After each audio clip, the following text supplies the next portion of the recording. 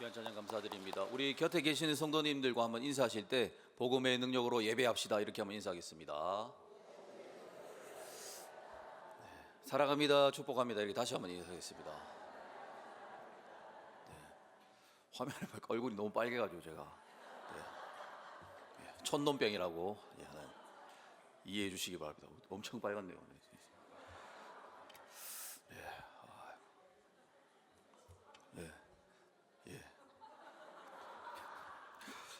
소재를 살펴보도록 하겠습니다.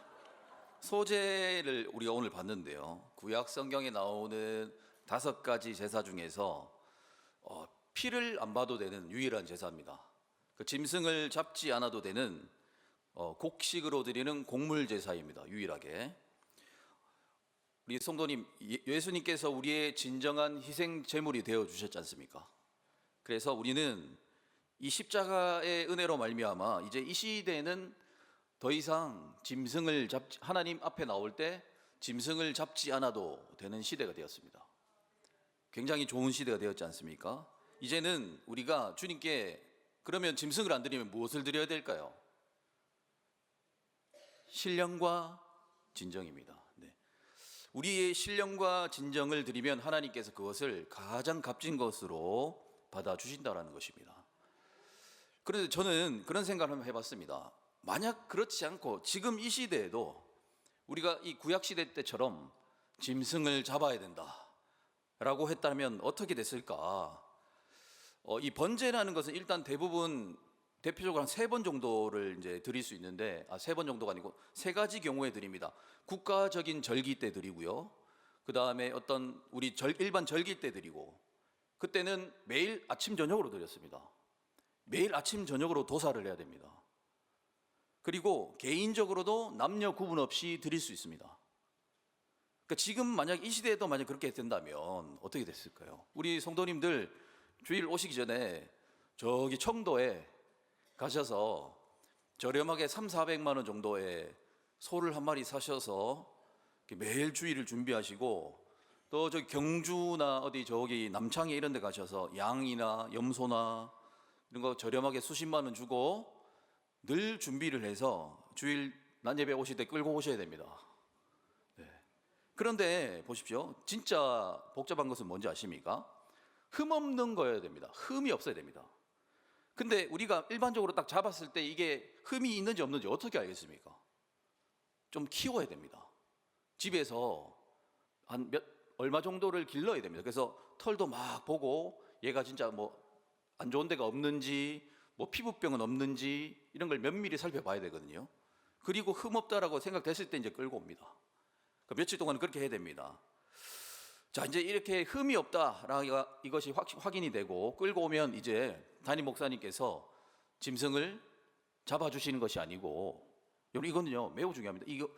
그 당시에 제사장이 가끔씩 대신 이 짐승을 도살해 주기도 했지만은 대부분은 당사자가 잡아야 됩니다.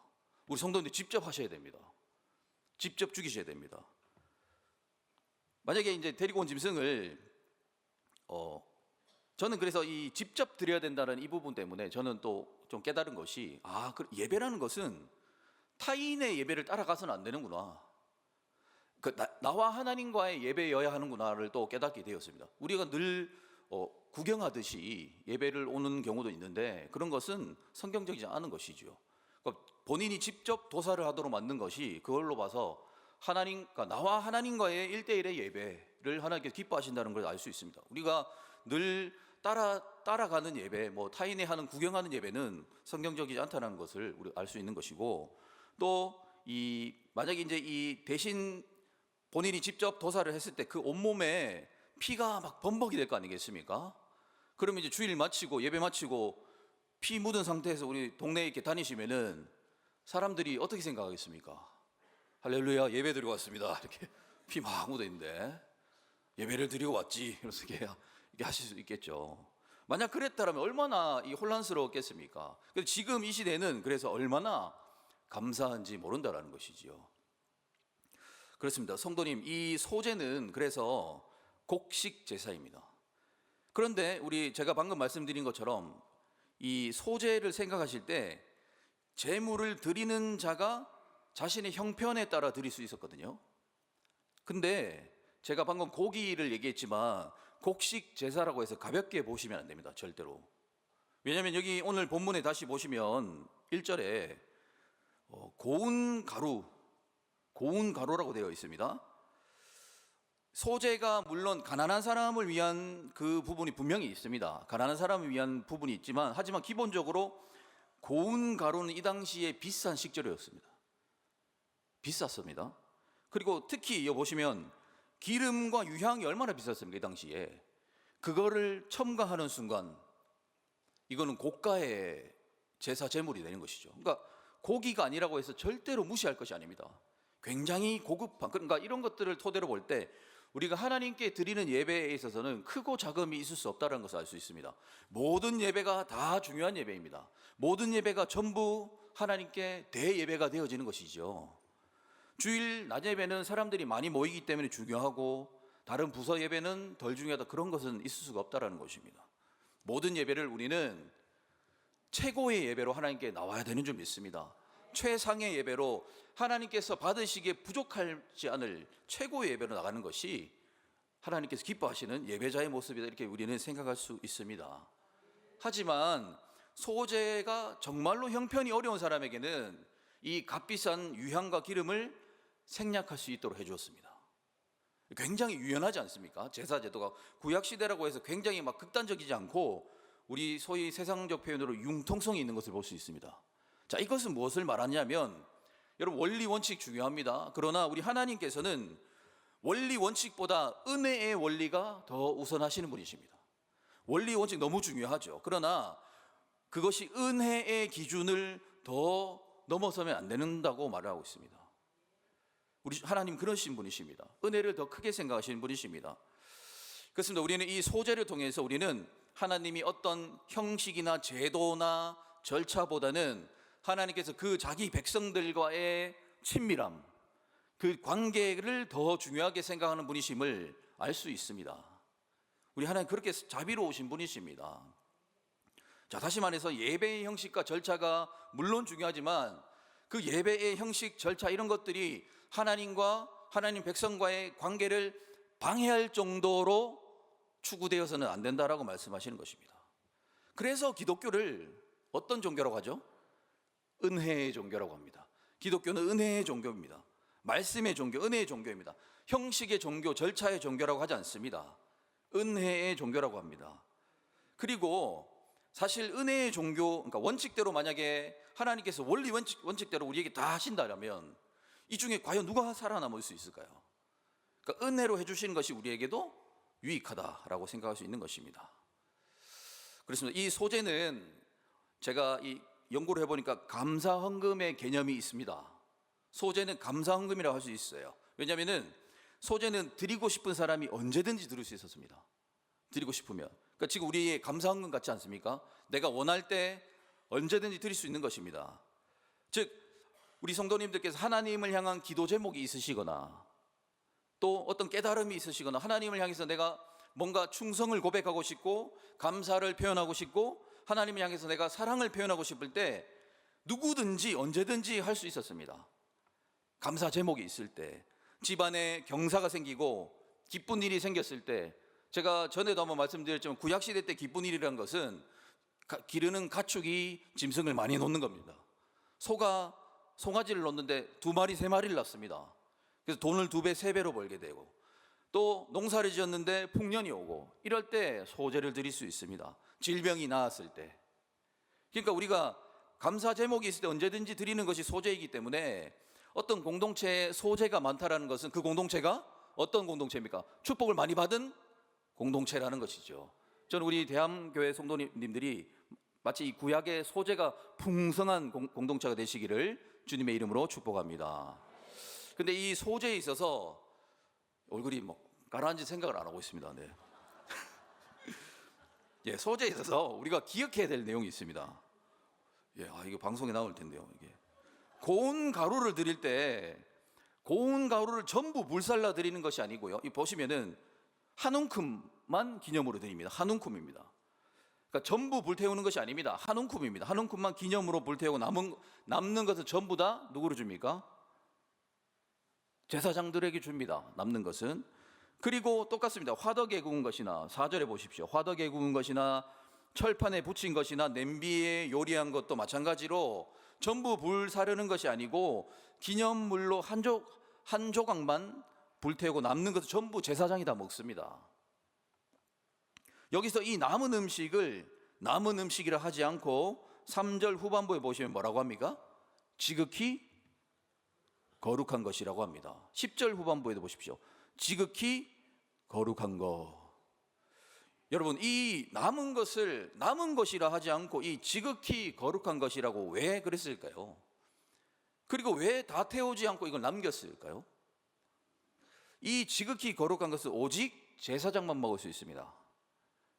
그리고 본문 3절에 보시면은 이 남은 것을 아론과 그의 자손들에게 돌린다라고 표현하는데, 여기서 자손은 제사장의 처자식을 말하는 것이 아닙니다.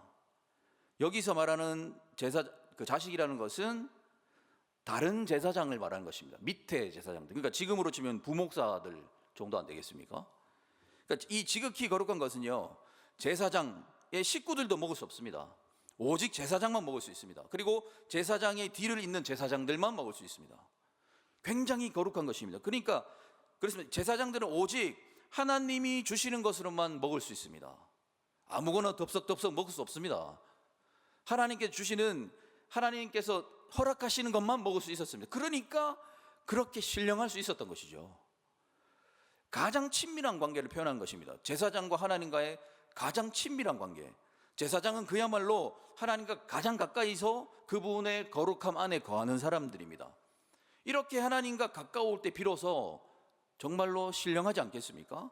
제사장들은 오직 하나님께 드려지는 예배에 관련된 일에 있어서만 뭔가를 얻을 수 있었습니다. 다른 데서는 절대 얻을 수 없습니다. 예배와 관련된 영적인 일들을 통해서만 공급받을 수 있었고, 다른 때는 어떤 것도 공급받을 수 없습니다. 그러니까 얼마나 이 예배를 중요하게 생각했습니까? 제사장들이 이렇게 철저하게 구별되는 인생을 살았기 때문에 그들이 가장 하나님 가까이서 하나님을 만났던 것이지요. 오늘날 이 주의 종들의 한번 생각해 봐야 될 대목이 아닌가 싶은 부분이었습니다. 그런데 이 소재에 있어서 우리가 기억해야 되는 가장 중요한 것은 이것입니다. 한번 보시기 바랍니다. 누룩과 꿀과 소금의 역할입니다. 이게 오늘 말씀의 핵심이 되어질 것 같습니다. 번제단에서 불살라서 하나님께 드리는 소재에는 누룩과 꿀이 들어가면 안 됩니다. 누룩과 꿀이 들어가서 안 됩니다. 먼저 누룩은 우리 성도님이 다 아시죠? 곰팡이이지 않습니까? 곰팡이입니다. 예를 들면은 이스라엘 사람들은 이 나병, 문둥병을 곰팡이 질병이라고 보고 있습니다. 곰팡이 질병이라고 생각했습니다. 그래서 이스라엘 사회에서 곰팡이는 가장 부정적인 것 중에 하나입니다. 가장 더러운 것 중에 하나입니다. 그런데 이 곰팡이가 빵에 들어가면 어떻게 됩니까? 부풀어 오르지 않습니까? 부풀어 오르니까 이 모습이 이스라엘 백성들이 볼 때 누룩이 들어가면 뭔가가 변질된다는 느낌을 생각을 했던 것입니다. 뭔가 물질이 변화가 되어지고 막 휘기망측하게 막 부풀어 오르는 것들을 보면서 이들이 제사 제물에 누룩을 넣으면 제사 제물이 변질된다라고 생각을 했던 것입니다. 그리고 꿀은 지금 우리가 생각하는 그런 벌꿀이 아닙니다. 정확하게는 과일즙입니다. 과일즙, 사과즙, 뭐 이런 거 있지 않습니까? 즙입니다. 그러니까 이 당시 즙은 지금처럼 막 그 달콤함이 막 높고 그러지 않고 끝에는 단데 가면 갈수록 쓴맛이 냈다고 합니다.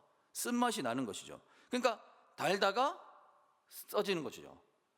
우리 한국 속담에 그런 거 있지 않습니까? 달면 삼키고 쓰면 삼키고, 저는 다 삼킵니다. 써도 삼키고 달도 삼키고. 예. 그러니 이 꿀도 이스라엘 사람들이 딱 생각했을 때, 이게 처음에는 단데 끝마치 쓰는 걸 보니까 이게 제사 제물에 들어가면 이 제물이 어떻게 된다? 변질된다라고 생각했던 것이죠. 지금처럼 그 기술이 발달한 시대가 아니니까.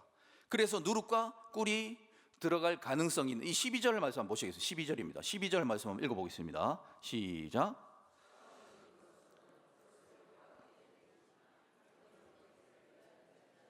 네, 이 12절에 이게 뭐냐면은 가공된 소산을 말하는 것입니다. 가공된 게 뭐가 있습니까? 포도주, 뭐 그런 숙성된 제품들. 그러니까 거기에는 누룩과 꿀이 들어갈 가능성이 조금이라도 있었기 때문에 그거는 불사르지 못하게 했던 것입니다. 자, 근데 하지만 소금은 무엇입니까? 소금은 우리 일반적으로 언제 뭐 부패를 방지할 때 쓰지 않습니까? 그러니까 이스라엘 사람들이 볼 때 13절 말씀 한번 보십시오. 13절 한번 읽어봅니다. 시작.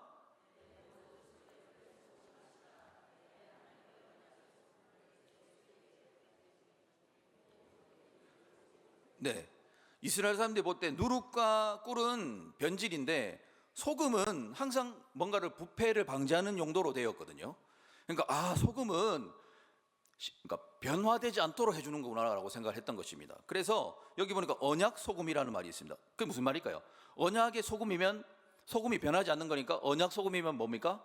변하지 않는 언약이라는 얘기죠. 그래서 소금은 허용했던 것입니다. 그러니까 안 변한다라는 것, 하나님과의 관계가 변하지 않는다라는 차원에서 소금을 허용합니다.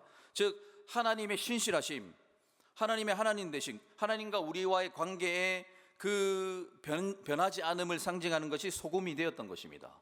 그래서 소금과 누룩과 꿀은 금지고 소금은 반드시 치도록 이렇게 했던 것입니다.